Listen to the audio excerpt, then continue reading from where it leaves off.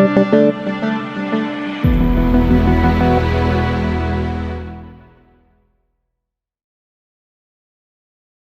sons leave their fathers. Write it down.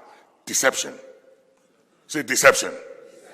Prodigal son, he was deceived to leave his father, divide the inheritance, and take a portion of the inheritance away. You don't do that to your father. And there are people today, they build churches out of their father's churches, taking a portion of the inheritance whilst the father is alive. And it's deception. And they are not ready for what they are asking for. Because let me tell you something. You don't ask for your inheritance, you earn it. You don't ask for it. If it's yours, you earn it and it's given to you. Number 2, why sons leave the house? Offense. Say offenses. Absalom was offended because David wouldn't deal with his brother when the brother raped the sister, and he was offended. And he didn't address the offense. Number 3, why sons leave their father and leave the house? Rebellion. Rebellion. Number 4, why sons leave the father and the house? Spirit of independence. Adam and Eve, they sought to be independent from God. And that is the sin of man, independence of God. I don't need you, I can do it. I got what it takes. That's it, spirit of independence. Number 5, a competitive spirit. A competitive spirit where sons begin to compete with their father. Jesus. To be better than their father. You see, I used to preach and I used to be on fire in those days than I am today. But I tell you something, I'm wiser today than then. So you can have fire as a young preacher in my church and think because you have fire and you can move the congregation, you are better than me. You are joking. I am wiser than you.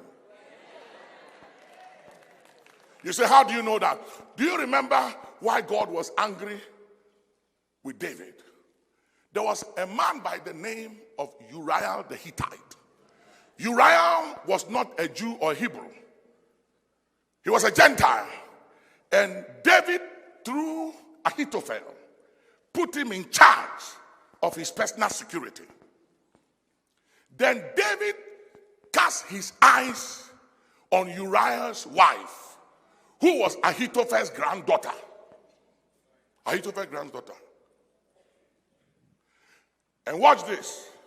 When David saw that his heart went for Ahithophel's granddaughter, he decided to kill Uriah.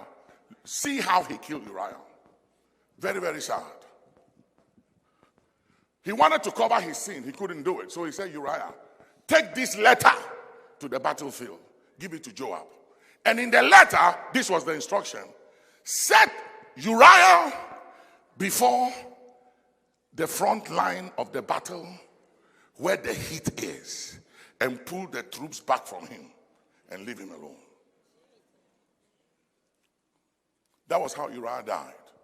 And that was why God was angry with David. You know why? Because David knew the strength of Uriah. That Uriah had intelligence, but he didn't have physical might, stamina, and skill to handle the frontline pressure. So he said, this man, I know how to deal with him. As good as he is with intelligence, he's not strong and doesn't have the ability to be at the front line. So send him to the front line, move the troops back, and he will die.